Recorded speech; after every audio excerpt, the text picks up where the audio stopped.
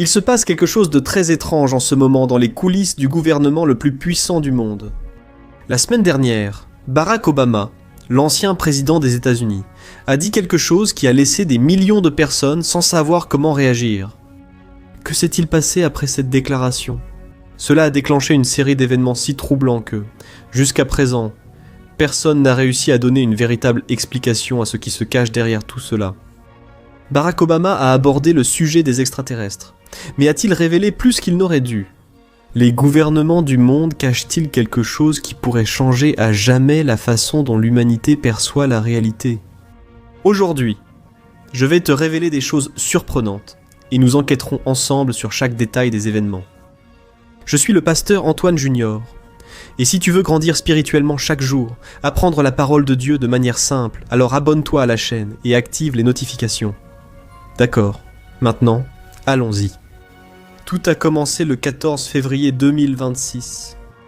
Barack Obama a participé à une interview plus détendue dans un podcast. Et, tout à la fin de la conversation, l'animateur a décidé de faire une série de questions rapides, et la première question allait droit au but. Les extraterrestres existent-ils vraiment ? Et Barack Obama, sans hésiter une seconde, a répondu ceci.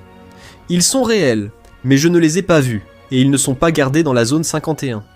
Il n'y a aucune installation souterraine là-bas, à moins qu'il n'y ait une énorme conspiration, et qu'ils aient caché cela au président des États-Unis. Et juste après, lorsque le présentateur lui a demandé quelle ado a été la première chose qu'il a voulu savoir en devenant président, Barack Obama a répondu en riant. Où sont les extraterrestres ? Where are the aliens? Ils le sont, mais eux, je veux que tu fasses attention à ça. Ce n'est pas n'importe quel youtubeur qui a dit ça, ce n'est pas quelqu'un qui vit de théories du complot. C'était l'homme qui, pendant 8 ans, a eu accès au plus haut niveau d'informations secrètes qui existent sur la planète. Et il a même fait quelque chose que personne n'avait demandé. Il a mentionné la zone 51. De lui-même, personne n'avait posé de questions sur cet endroit. C'est lui-même qui a mis le sujet sur la table et il a même soulevé la possibilité qu'il existe une conspiration qui cacherait des secrets au propre président. Frère, c'est très sérieux ici. Mais ce qui s'est passé dans les heures suivantes a été aussi révélateur que ses propres paroles. Le lendemain, quand Obama s'est rendu compte que sa déclaration était devenue virale dans le monde entier, il est allé sur Instagram et a publié une note pour essayer de réparer les dégâts. Il a dit qu'il ne faisait que rentrer dans l'esprit de la plaisanterie, et qu'en réalité, il voulait dire que, statistiquement, l'univers est si vaste qu'il y a probablement de la vie ailleurs, mais que les distances entre les systèmes solaires rendent très difficile le fait que nous ayons été visités. Et il a conclu en disant qu'il n'avait vu aucune preuve de contact extraterrestre pendant son mandat.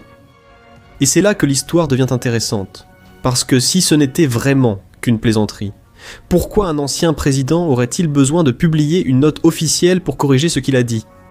Ce genre de comportement indique généralement que la personne a abordé un sujet qui n'aurait pas dû être exposé et que quelqu'un lui a demandé de revenir sur ses propos. Et comme si tout cela ne suffisait pas, cette histoire a eu un chapitre auquel personne ne s'attendait. Les journalistes ont interrogé l'actuel président, Donald Trump, et lui ont posé des questions sur les propos de Barack Obama, et la réponse de Donald Trump a été la suivante.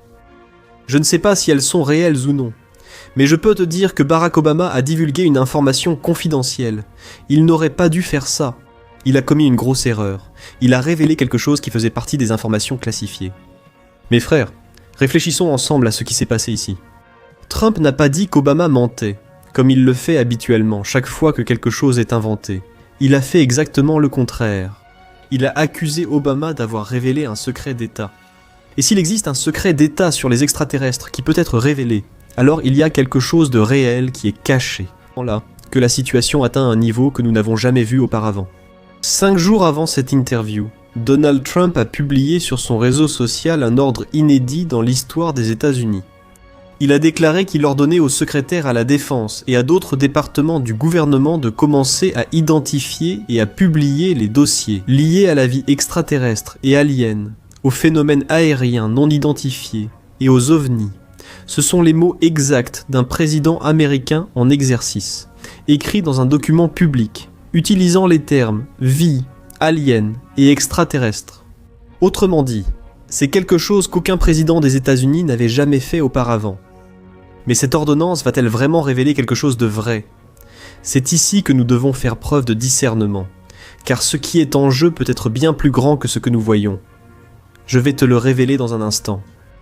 Il y a beaucoup de personnes, y compris au sein du propre Congrès américain, qui croient que tout ce mouvement autour des extraterrestres n'est qu'une manœuvre politique. Un député du même parti que Trump, appelé Thomas Massie, a déclaré ouvertement que le gouvernement venait d'activer ce qu'il a appelé l'arme ultime de distraction de masse.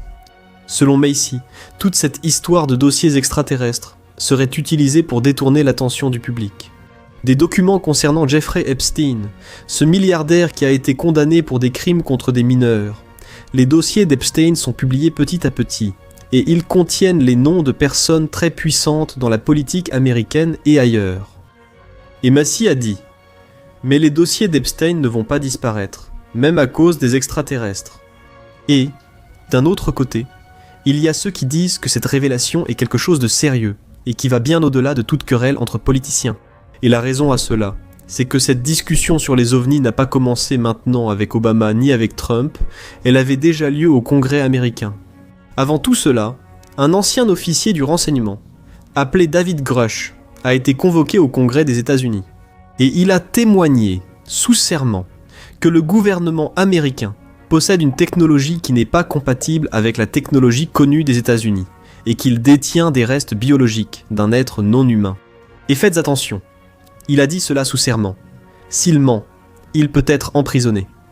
Mais s'il y a autant de preuves, alors pourquoi les présidents des États-Unis ne l'ont-ils jamais révélé auparavant ?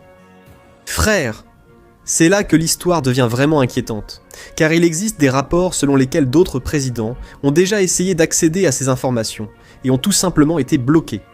L'ancien président Bill Clinton a déjà admis publiquement qu'il avait cherché des réponses sur les ovnis et qu'il n'a tout simplement rien trouvé qui soit disponible pour lui.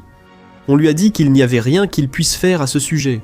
Et quand Obama a dit dans un podcast qu'il n'existait aucune installation secrète dans la zone 51, à moins qu'il n'y ait une énorme conspiration et qu'ils aient caché cela au président, alors peut-être qu'il ne plaisante pas, peut-être qu'il décrit exactement ce qu'il a vécu.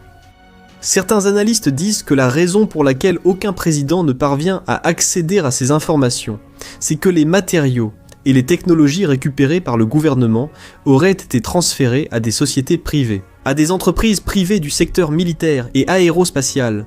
Ce sont des entreprises qui, étant privées, n'ont pas à se soumettre aux lois de transparence publique. Autrement dit, selon cette théorie, le Pentagone peut légalement dire qu'il n'a rien, parce que tout serait hors de portée du gouvernement. Et, si cela est vrai, l'ordre de Trump pourrait ne rien trouver du tout, non pas parce que les secrets n'existent pas, mais parce qu'ils seraient gardés entre des mains qu'aucun président ne peut atteindre. Mes frères, je dois évoquer un point qui a retenu mon attention, car il oriente cette discussion dans une direction rarement considérée.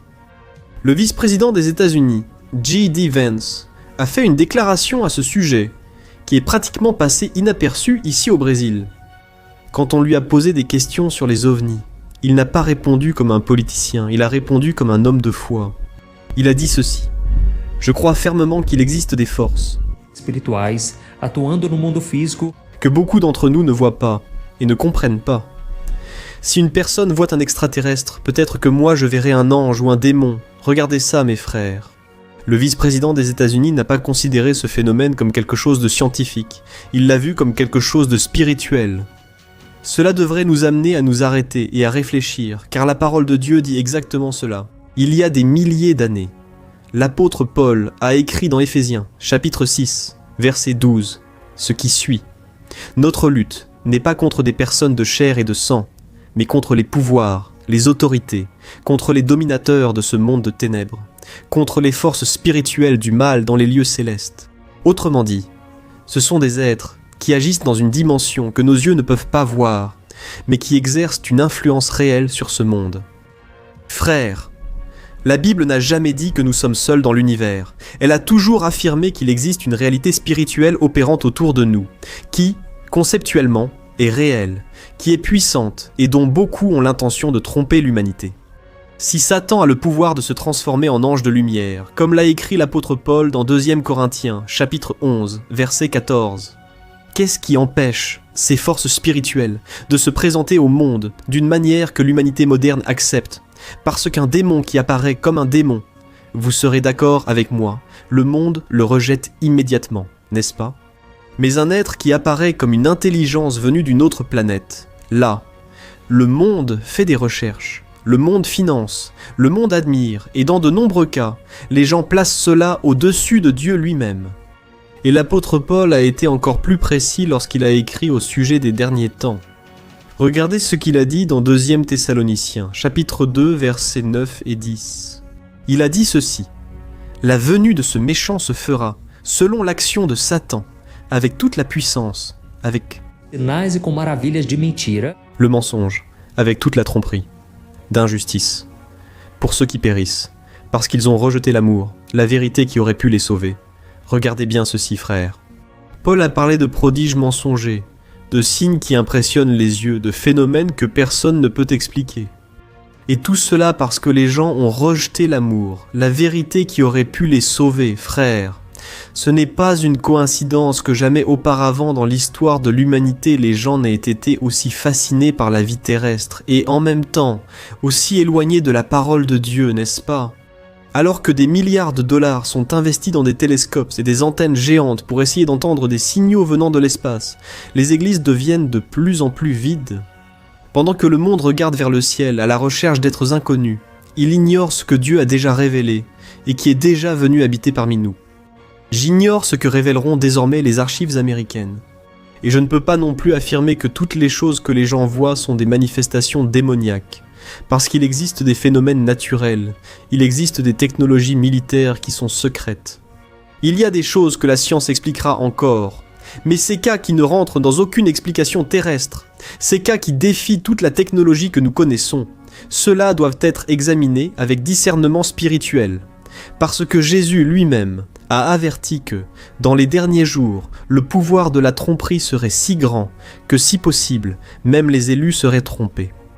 Et pendant que le monde entier continue de débattre pour savoir si nous sommes seuls dans l'univers, la Bible a déjà répondu à cette question. Nous ne sommes pas seuls, nous ne l'avons jamais été. Mais la compagnie qui compte vraiment ne vient pas des profondeurs de l'espace. Elle vient du trône de Dieu et son nom est Jésus-Christ. Amen. Je suis le pasteur Antonio Junior. Et si cette vidéo a ouvert vos yeux, si vous avez aimé ce message, s'il vous plaît, partagez-le avec vos amis et votre famille. Et je vais laisser ici à l'écran 2 vidéos pour que vous puissiez regarder. Je suis sûr qu'elles vont beaucoup vous bénir, d'accord? Que Dieu vous bénisse. À la prochaine vidéo.